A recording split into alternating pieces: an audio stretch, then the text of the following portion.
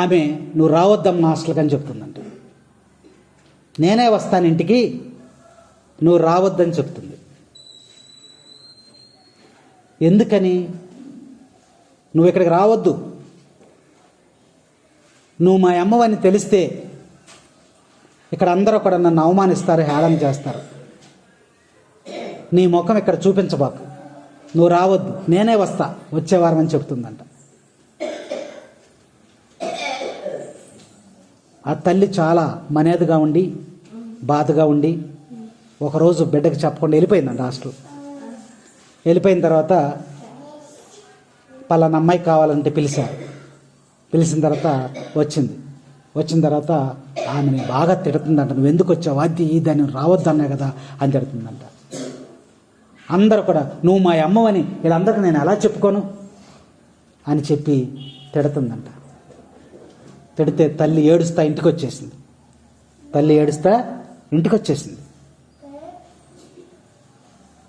అప్పుడు వాళ్ళ మా అమ్మ ఆ బిడ్డ దగ్గరికి వెళ్ళిందంట. వెళ్ళి, ఎందుకు మీ అమ్మని తిట్టి పంపిస్తున్నావు, ఎందుకు మీ అమ్మని రానట్లేదు నువ్వు, మీ అమ్మ ముఖం చూసే కదా నువ్వు అట్లా రానివ్వంది, నీ అమ్మ ఎంత అందగత్తో తెలుసా, ఈరోజు కురిపిగా మారిందంటే దానికి కారణం నువ్వే. నిన్ను వదిలించుకున్నట్టయితే మీ అమ్మ చాలా బాగుండేది, మీ అమ్మ నీకన్నా 1000 రెట్లు అందంగా ఉండేది. 3 సంవత్సరాలప్పుడు ఉయ్యాల తొట్టిలో పడుకోబెట్టి మంచినీళ్ళకని వెళ్ళి వచ్చేలోపు ఆ ఉయ్యాలకు ఇంటికి నుప్పంటుకుంది, కాలిపోతుంది ఇల్లు. అప్పుడు గబగబా వచ్చి ఎవరు ఇంట్లోకి వెళ్ళకపోతే బిడ్డను రక్షించుకోవటానికని తల్లి నీ అమ్మ ఏం చేసింది, గబగబా లోపలికి వచ్చి ఆ కాలిపోయిన మంటల్లోనే ఉయ్యాల దగ్గరికి వచ్చి నిన్ను ఎత్తుకుని ముసుగేసుకుని బయటకు తీసుకొచ్చింది. ఆ సమయంలో మీ అమ్మ ముఖం అంతా కూడా కాలిపోయింది. అందుకే ఈరోజు మీ అమ్మ ముఖం కుర్రుపిగా ఉంది. ఆ రోజే పోతే పోయిందని అనుకున్నట్టయితే ఈరోజు నువ్వు ఉండేదానివి కాదు. ఈరోజు నువ్వు ఇలా జీవిస్తున్నావంటే ఆ రోజు నీ తల్లి నిన్ను రక్షించబట్టే. అలాంటి త్యాగం చేసిన తల్లిని నువ్వు రావద్దని చెప్తావా అని చెప్పి ఆ యొక్క బిడ్డని గద్దించింది. ఈ సంగతి తెలియదు కదా, మా అమ్మ ముఖం బాగాలేదు, మా అమ్మ అందంగా లేదు, మా అమ్మ కురిపిగా ఉంది, చూసిన వాళ్ళందరూ కూడా ఇదేంటి ఈ అమ్మాయి మీ అమ్మ అని నన్ను హేళన చేస్తారని నువ్వు అవమానపడుతున్నావా, త్యాగం చేసినటువంటి నీ తల్లి అని చెప్పినప్పుడు ఆమె వచ్చి ఆ బిడ్డ దగ్గర కాళ్ళు పట్టుకుని ఏడ్చిందంట. అమ్మ నా కోసము ఎంత త్యాగం చేసావా నువ్వు అని ఆ బిడ్డ ఏడ్చిందంట. అలాంటి త్యాగపూరితముగా బిడ్డలు జీవించాలని ఈరోజు వాక్యం మనకి బోధిస్తూ ఉంది. ప్రియా సహోదరి సహోదరులారా, మీ తల్లిదండ్రులు అందమైనటువంటి వారు. శారీరకమైన అందం లేకపోవచ్చు, కానీ ఆత్మీయముగా నీ ఎడల అందమైనటువంటి వారు. కాబట్టి వృద్ధాప్యంలో చేరిన తర్వాత నీ తల్లిదండ్రులను ఎప్పుడూ కూడా నువ్వు మర్చిపోవద్దు. నీకున్న దాంట్లోనే ఇంకొక విషయం ఏంటి తెలుసా, నాకు ఆదాయం లేదు, ప్రతి ఒక్కరు చెప్పేది ఇదే, నాకు ఆదాయం లేదు, నా కుటుంబానికే సరిపోవట్లేదు, నేను తెచ్చి ఏం పెట్టను, అందుకే నేను వెళ్ళట్లేదు అని అంటాడు. తల్లిదండ్రులు నువ్వు పెట్టేటువంటి తిండి కోసమో నువ్వు పెట్టేటువంటి ఆ యొక్క పరమన్నాల కోసమో ఎదురు చూడరు. నీ పలకరింపే వారికి ఆనందం, నీ పలకరింపే వారికి సంతోషం, నీ పలకరింపే వారికి ఆరోగ్యం. Praise the lord. అమ్మా అని నోటి నిండా నువ్వు పలకరించు. తిన్నావా, ఏదంటదే నాన్న తిన్నావా.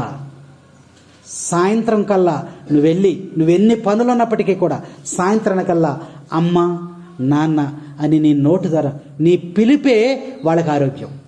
పలకరించు. ఇలాంటి కాల పరిస్థితుల్లో పలకరించేటువంటి పరిస్థితి కూడా లేదు.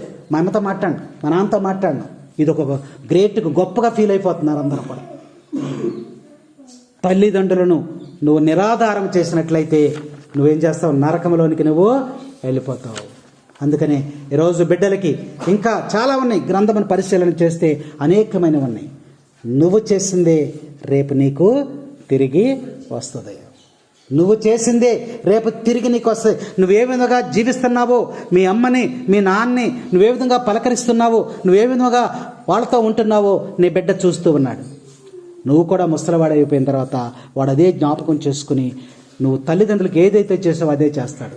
ఈరోజు నువ్వు జాగ్రత్తగా చేస్తా ఉంటే వాడు చూసి రేపు నీకు వాడు జాగ్రత్తగా చేస్తా. అలా మార్గదర్శకులుగా బిడ్డలను తయారు చేసుకునే బాధ్యత ఇటు తల్లిదండ్రులకి ఇటు బిడ్డలకి కూడా దేవుడు మనకి ఈరోజు తిరుకుటుంబం ద్వారా మనని హెచ్చరిక చేస్తూ ఉన్నాడు. ఎలా చెప్పుకుంటూ పోతే గ్రంథంలో బిడ్డలు అనేకమంది, అలాగే భార్యల గురించి భర్తల గురించి కూడా గ్రంథంలో చక్కగా వ్రాయబడి ఉన్నాయి. కోడళ్ళుగా ఉన్నారు కదా వారు, మరి పెళ్ళైన తర్వాతే తల్లిదండ్రుల చోట్ల ఇందులో ఉన్న పరమరహస్యం ఏంటి? అప్పుడు వరకు అమ్మని నాన్నని జాగ్రత్తగా చూస్తున్నారు, మగపిల్లలు కానీ ఆడపిల్లలు కానీ అందరూ కూడా. వివాహమై వెళ్ళిపోయిన తర్వాత, పెళ్ళైపోయిన తర్వాత తల్లిదండ్రులను ఎందుకు చూడట్లా? ఇది ఒక ప్రశ్న వేసుకోవాలి మనం. నువ్వు కూడా అత్తవవుతావు, రేపు ఈ కోడలే రేపేమవుద్ది? అత్త అవుద్ది. అప్పుడు నువ్వు ఇది మళ్ళా నువ్వు తిరిగి నీకే వస్తుంది. కాబట్టి ప్రతి ఒక్కరు కూడా మంచి మనస్సుతో కుటుంబంలో ఉన్నటువంటి బిడ్డలు తల్లిదండ్రులని జాగ్రత్తగా చూసుకోవాలని ఈరోజు ఈ యొక్క తిరుకుటుంబ పండుగ మరియా యోసేపు బాలయేసు యొక్క పండుగ మనకి చక్కగా తెలియజేస్తామంది. కాబట్టి ఆ యొక్క కుటుంబాన్ని